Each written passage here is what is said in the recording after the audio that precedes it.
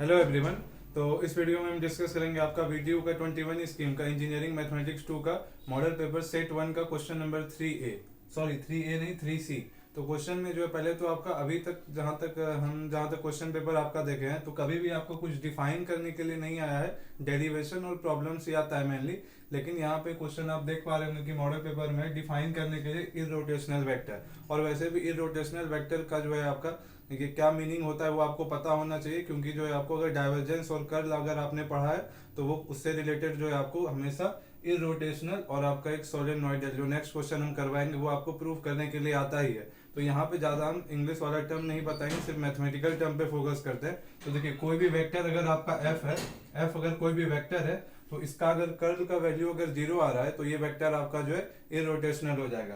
कहने का मतलब है कि कर्ल ऑफ एफ अगर आपका 0 आ रहा है या फिर नल वेक्टर के इक्वल आ रहा है, इसको नल वेक्टर को आप 0 के ऊपर ऐसे बाहर करके दिखा सकते हैं। तो अगर ये नल वेक्टर के इक्वल आ रहा है तो ये जो है आपका एफ जो है ये आपका क्या हो जाएगा, इररोटेशनल वेक्टर। तो आप इसको जो है इंग्लिश में लिख सकते हैं सेंटेंस के फॉर्म में, और लास्ट में जो है ये बहुत इंपॉर्टेंट है, इसको लिखना ना भूले, तभी जो है एग्जामिनर को पता चलेगा कि आपको जो एक्चुअल डेफिनेशन पता है। अब प्रॉब्लम पे आते हैं।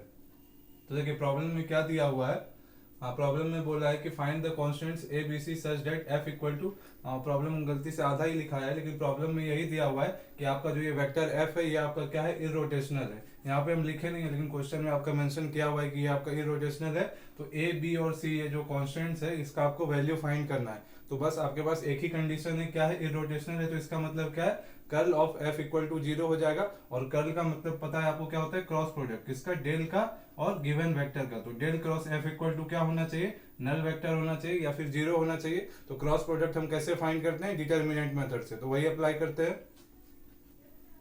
तो देखिए डिटर्मिनेंट मेथड में पहले क्या होगा, पहले तो फर्स्ट रो में आपका आ रहा होगा आई जे, पहले आपको लिखना होगा कि since given vector is irrotational therefore del cross F equal to 0। उसके बाद आपको नेक्स्ट लाइन में ये लिखना है। तो देखिए अगर आपका इररोटेशनल है तो क्या होगा, आई जे के, उसके बाद आपका क्या आएगा, एक एक करके उसका X component, Y component, Z component, या फिर आई का कोफिशिएंट आई के नीचे, जे का कोफिशिएंट जे के नीचे और के का कोफिशिएंट के नीचे। तो अब देखिए डेल का क्या होता है, आई का coefficient dough by dough x, similarly ये क्या हो जाएगा, डो बाई डो वाई, और ये हो जाएगा आपका dough by dow Z.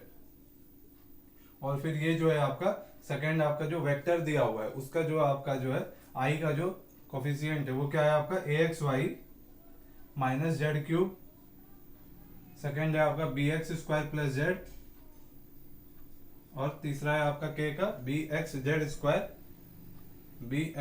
Square plus c y. और देखिए ये किसके इक्वल है, ये आपको दिया हुआ है कि इररोटेशनल है। इसका मतलब क्या है कि del cross F equal to आपका क्या है, 0 है या फिर नल वेक्टर है। तो ये इक्वल टू क्या आ रहा होगा, ये इक्वल टू 0 होना चाहिए।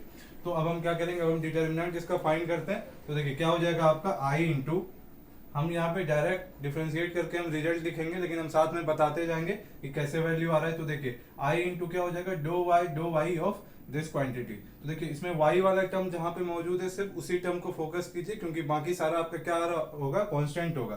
तो देखिए dow by dow Y of this कीजिएगा तो इसमें बी एक्स जेड स्क्वायर ये आपका क्या है, कांस्टेंट है। तो इसका डिफरेंशिएशन 0 प्लस सी वाई, तो सी वाई इसमें y आ रहा है तो यहाँ पे आपका c क्या है, कांस्टेंट, और y का डिफरेंशिएशन y के रिस्पेक्ट में क्या हो जाएगा 1, तो प्लस c इंटू 1 बचेगा। तो यहाँ पे हम c लिख रहे हैं, फिर minus dough by dow Z of this, तो बी एक्स स्क्वायर, इसमें जेड वाला टर्म है ही नहीं तो पूरा का पूरा कांस्टेंट की तरह ट्रीट होगा। तो इसलिए dow by dow Z of B x square 0 हो जाएगा, माइनस साइन यहाँ पे लगा हुआ है, और dough by dow Z of Z आपका क्या हो जाएगा, 1 हो जाएगा। तो इसमें c माइनस 1 बचेगा यहाँ पे, फिर क्या आ जाएगा आपका माइनस जे। फिर देखिए अब क्या करेंगे, dow by dough x of this. अब देखिए इसमें जो है आपका x वाला टर्म सिर्फ यहाँ पे इसमें नहीं, यानी सी वाई का तो डिफरेंशिएशन 0 आ रहा होगा, उस पर ध्यान नहीं देना है। अब देखिए बी एक्स जेड स्क्वायर का डिफरेंशिएशन x के रिस्पेक्ट में कर रहे हैं, तो बी जेड स्क्वायर यहाँ पे क्या हो जाएगा, कांस्टेंट हो जाएगा।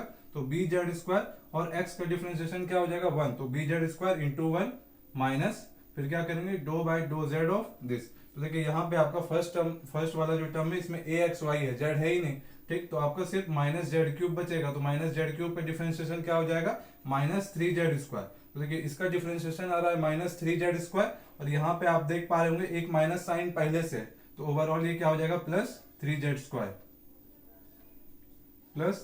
के इंटू, अब देखिए के इंटू आपका क्या हो जाएगा dough by dough x of this term. तो देखिए इसमें x वाला टर्म कहाँ पे, बी एक्स स्क्वायर, यहाँ पे x वाला टर्म है तो b यहाँ पे आपका क्या है कांस्टेंट है, और x स्क्वायर का डिफरेंशिएशन 2x, तो यहाँ से आपका क्या मिलेगा 2bx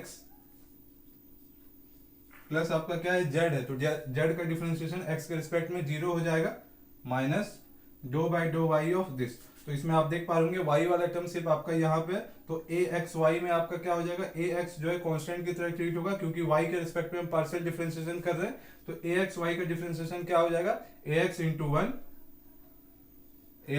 वन और फिर आपका माइनस जेड क्यूब। तो इसमें आपका y वाला टर्म है ही नहीं तो 0 आ रहा होगा, उसको लिखने का जरूरत नहीं है, और ये किसके इक्वल हो जाएगा आपका, ये इक्वल टू है 0 के।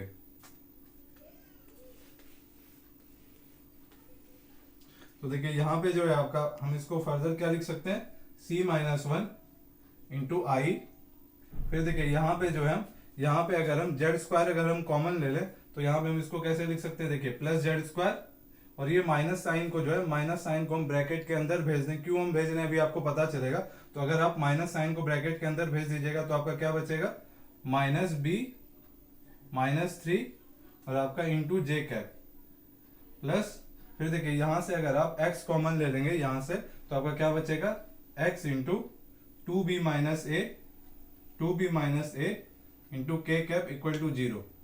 तो देखिए कोई भी वेक्टर आपका जो है नल वेक्टर या फिर 0 के इक्वल कब हो रहा होगा, जब उसका सेम समय पे i का कंपोनेंट या फिर i का जो कोफिशिएंट है, या फिर उसको ऐसे भी कर सकते हैं कि x कंपोनेंट, y कंपोनेंट और z कंपोनेंट एक ही टाइम पे अगर 0 हो जाए तभी आपका कोई भी वेक्टर क्या होगा, नल वेक्टर। और आपको पता है कि नल वेक्टर वैसे होता क्या है, 0i, आप इसको नल वेक्टर को ऐसे भी लिख सकते हैं 0i cap plus 0j cap plus 0k cap.